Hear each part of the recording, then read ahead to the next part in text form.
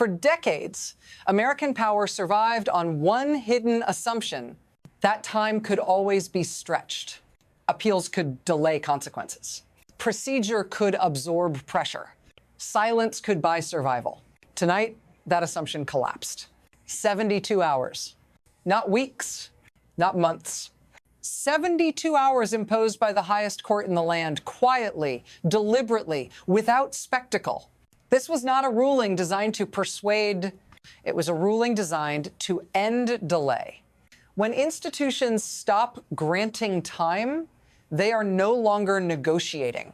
They are asserting dominance, and this moment is not about Donald Trump alone. It is about whether presidential power can still bend the legal system through inertia, or whether the system has finally decided to move faster than politics. If you want to understand how authority is truly enforced in modern democracies, stay with me. Because to grasp what comes next, we must first understand why the court chose speed over consensus.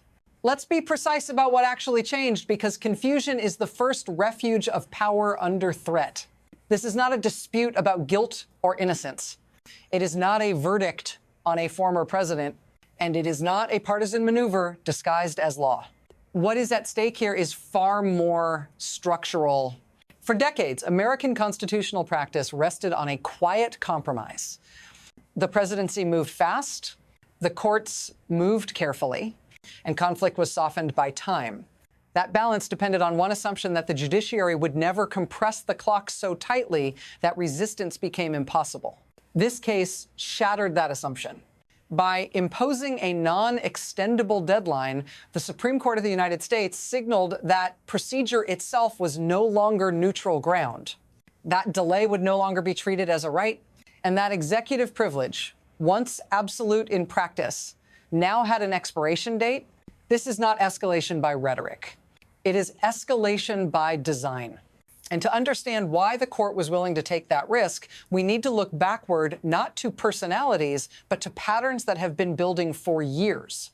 To understand what just happened, we need to trace the history of executive privilege, because it has always been an untouchable force.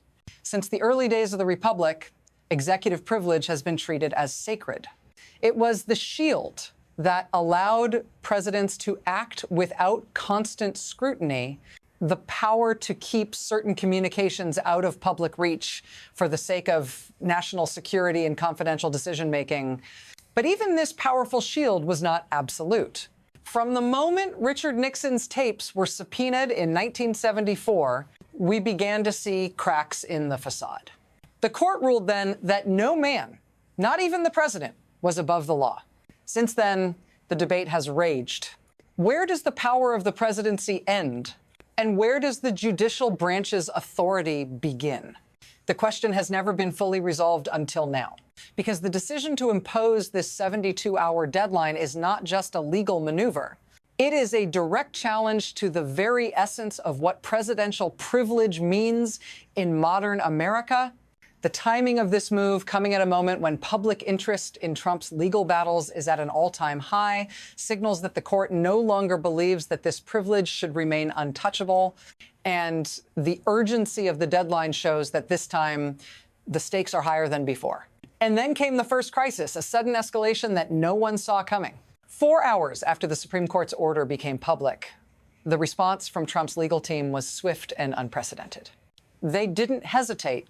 They didn't try to soften the blow. They launched a full-throttle, aggressive counterattack, 3 emergency motions, each more audacious than the last. Each one challenging the very jurisdiction of the Supreme Court itself. This was not just a procedural disagreement. This was a direct, public challenge to the authority of the highest court in the land. Legal scholars watching from the sidelines couldn't help but be stunned. Was this brilliant strategy or a desperate gamble? In the world of constitutional law, this move was either going to make or break the argument for Trump's team, but what it signaled most clearly was one thing. Trump's legal team was not content to simply delay.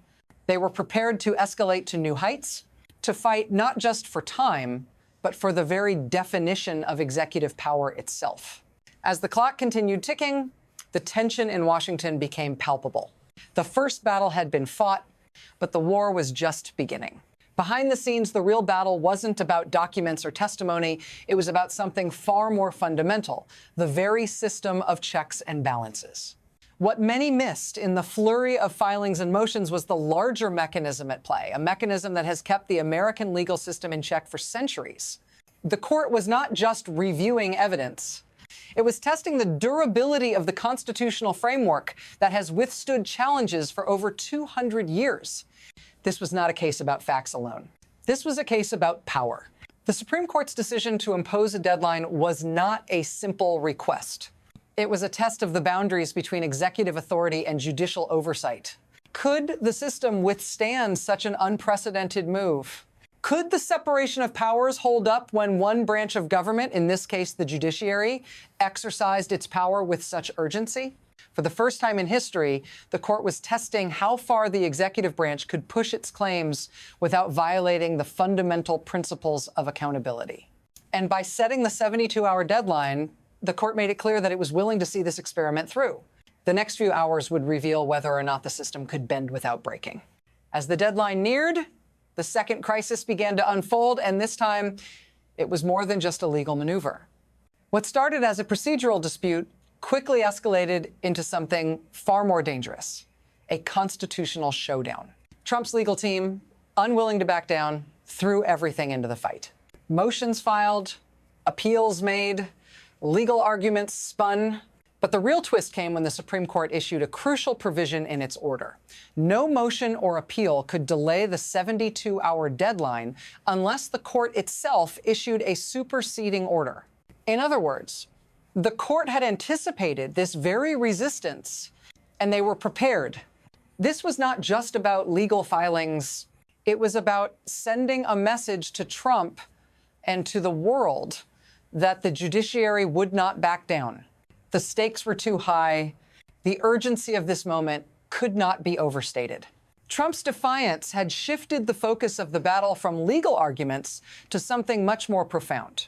Can the judiciary enforce its will on a former president, despite all the political and legal maneuvering?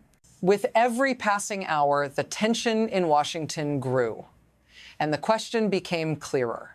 Would the system hold? Or would the defiance of a former president change the balance forever? And then the inevitable impact hit home. It was no longer just a legal battle. It was personal. As the 72-hour deadline loomed, the consequences of defiance became far more real. For the first time, the public saw what the stakes really were. It was no longer about abstract legal principles. It was about how this fight would affect the lives of millions. People across the nation were watching. Would the legal system finally enforce the law, no matter the political status of the person involved? Or would this case become just another chapter in the history of political maneuvering, where power protects itself at all costs? But what hit hardest was the realization that, for the first time in years, the courts were acting with purpose, urgency, and resolve. For once, the question was not if a president would be held accountable. It was when the clock was ticking and the tension was palpable. For many, this was no longer just about legal precedent. It was about justice. It was about whether the system could finally hold the powerful accountable. It was about whether the people could trust that the law applied to everyone, no matter how high their office. This was not just a legal decision. It was a moment that defined what kind of country the United States would be moving forward. As the legal drama unfolded in the United States, its effects were not confined to Washington. The entire world was watching.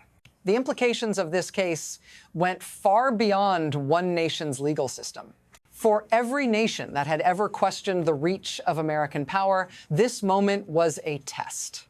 Could the United States, with all its political divisions, still hold itself accountable to the rule of law? Could the judiciary be a true check on power, even when the president had left office? From Europe to Asia, leaders and analysts were paying close attention. This wasn't just about a former president resisting the law. It was about whether a democracy, facing its most serious internal challenges in decades, could function as it was designed to. The global repercussions of the court's actions were becoming more evident by the hour. Every decision, every move, was watched not just for its national implications, but for its potential to redefine how the world viewed American institutions. Would the judiciary's courage inspire similar actions in other democracies? Or would it show that even the most sacred institutions could be bent or broken by the power of an individual? As the final hours of the 72-hour deadline ticked away, the world awaited the answer. Looking ahead, there are 3 possible futures. Each one carries its own set of consequences. The best-case scenario is a negotiated settlement. Trump, recognizing the unprecedented nature of the court's action, complies. He hands over the requested materials, accepts the legal process, and the nation moves forward, with the judiciary reaffirming its power to hold even the highest office accountable. The middle ground sees further escalation. Trump's legal team drags the process out, challenging the court's orders, stalling as long as possible. The political fallout from such a protracted battle creates deep divisions, and the public's faith in the judicial system wavers. In this scenario, the system holds, but at a great cost, not just to the political system, but to the integrity of the legal process itself.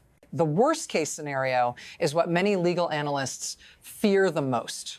Trump defies the court outright, refuses to comply with the order, and the judiciary's response falters.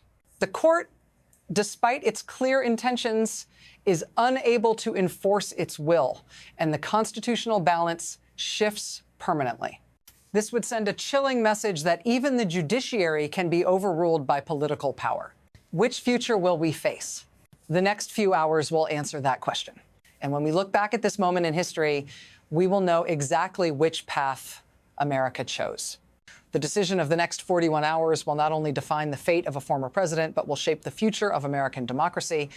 This is more than a legal battle.